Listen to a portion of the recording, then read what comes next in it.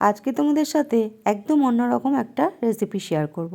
এই রেসিপিটা ইউটিউবে দেখেছিলাম, তারপর নিজের মতো করে বানিয়েছি। লাউ দিয়ে পনির, একটু আশ্চর্য লাগছে তাই না? কিন্তু লাউ দিয়ে পনিরের এই রেসিপিটা এত সুন্দর খেতে হয়েছিল, জানো তো এই রেসিপিটা রুটি, পরোটা, লুচির সাথে দারুণ লাগবে খেতে। কিন্তু আমরা ভাত দিয়ে খেয়েছিলাম।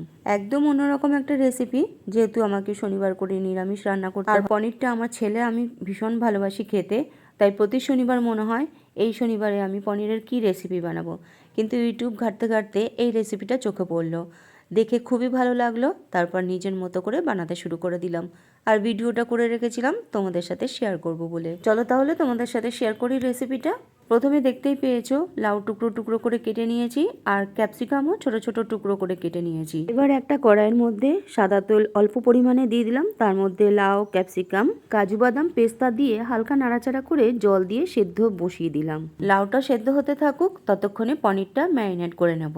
পনিরটা টুকরো করে কেটে নিয়েছি, তার মধ্যে টক দই দিয়ে দিলাম, জিরের গুঁড়ো, মৌরি একটু গুঁড়ো করে রেখেছিলাম সেই মৌরি গুঁড়ো দিয়ে দিলাম, হাফ চামচ মতো কাসুরি মেথি গুঁড়ো করে দিয়েছি, ধনেপাতা কুচি দিলাম। খুব ভালো করে সমস্ত মশলা পনিরের সাথে মেখে ম্যারিনেট করে 10 মিনিট মতো রেখে দেব।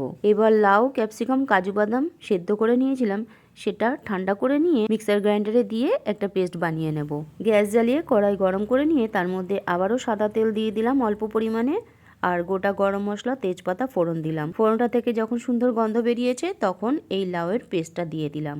বেশ কিছুক্ষণ নাড়াচাড়া করে নিলাম লাউয়ের পেস্টটা বেশ কিছুক্ষণ সময় নিয়ে কষিয়ে নেওয়ার পর ম্যারিনেট করা পনিরটা দিয়ে দিলাম। স্বাদ মতো লবণ দিয়ে পনিরটা লাউয়ের পেস্টের সাথে বেশ কিছুক্ষণ আবারও কষিয়ে নিচ্ছি। এরপর মশলা ধোয়া জলটা দিয়ে দেবো, অল্প পরিমাণেই দিয়ে মশলা ধোয়া জলটা দিয়ে একটু ভালো করে নাড়াচাড়া করে নিয়ে ঢাকনা দিয়ে ঢেকে 5 থেকে 6 মিনিট সময় নিয়ে রান্না করে নিয়েছি। 5 মিনিট মতো রান্না করে নিয়ে ঢাকনা খুলে একটু নাড়াচাড়া করে দিলাম। গ্রেভিটা যখন এরকম ঘন হয়ে এসছে, এরপর এর মধ্যে আরও একটু মৌরি গুঁড়ো দিয়ে দিলাম, আর ধনেপাতা কুচি দিয়ে ভালো করে নাড়াচাড়া করে নিয়ে নামিয়ে দিয়েছি।